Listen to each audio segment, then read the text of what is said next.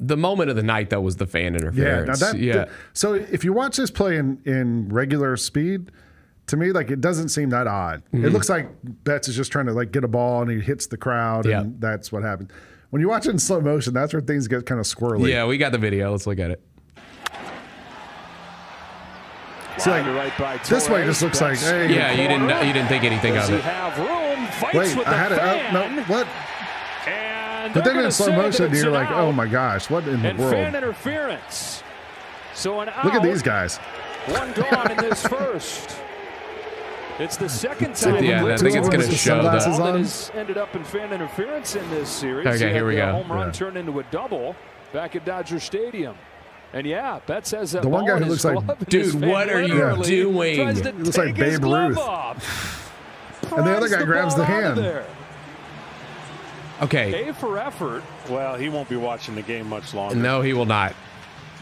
How much money do you think he paid for those seats? Just from a TV, going to be watching on the TV. Well, I know, like, I mean, he got realistically, probably $1,500, $2,000, right? Like, because I know the tickets were like through the roof. So you're obviously a diehard Yankees fan to buy tickets to that, go see them in the World Series. Look at the way those guys are dressed. You're never going to be able to see the Yankees in person again, or at least not in that stadium. And maybe just not that close.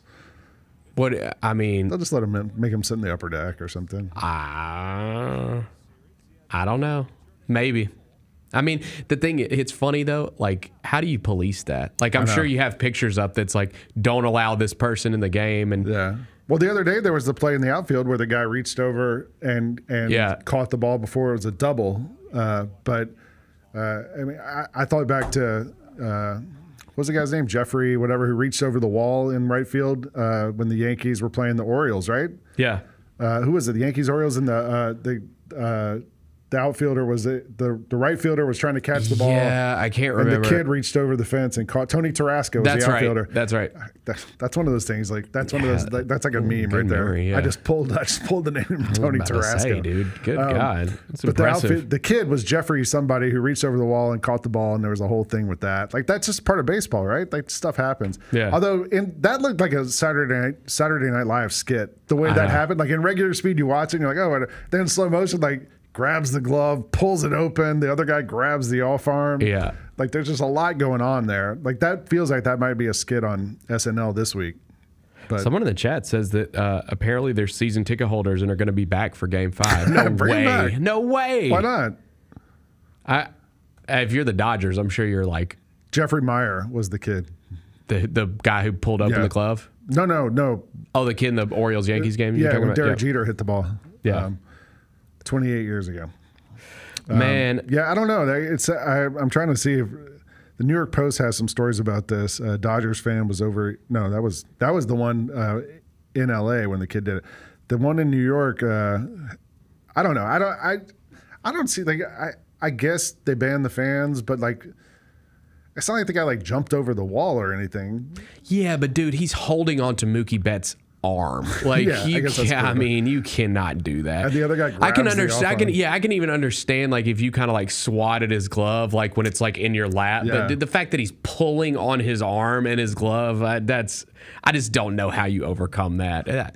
The guy, he looked like Tim Robinson too, from the Netflix shows. I think he should leave. Yeah, he does look just like him. Yes, holy crap, and then he you looks just like him. The two guys with sunglasses on either side of. Yeah, like it's like a weird little group. Some boys having a night out, I think, and maybe having. They got their money's worth. I think they'd had a long day. It looked like maybe pre-gaming, getting ready for this thing, and then maybe things got a little real for them. Yeah.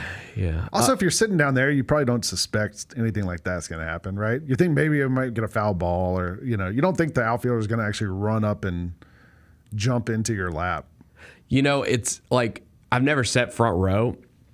I don't think I've ever sat front row of any sporting event. Maybe a Memphis basketball game one time, but I do think that if I was in that situation, I would have a plan in my head, like of what ahead of time. Well, yeah, like don't be holding like a beer in your hand, or are you going to get out of the way? Yeah, don't be holding a beer in your hand when Freddie Freeman's up to bat. Are you going to get out of the way, or are you going to go for it? Yeah, right. Yeah, am I going for it? Am I going to move? Right.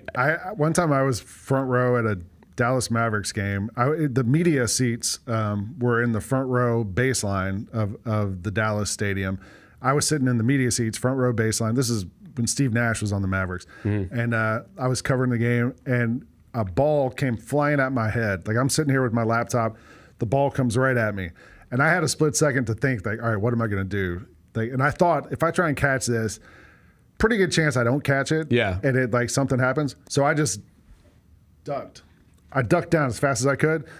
And then I turned around, and there was a woman crying with her hands over her face behind me. And she didn't duck. Damn. The Gary Parrish Show, live weekdays at 10 a.m.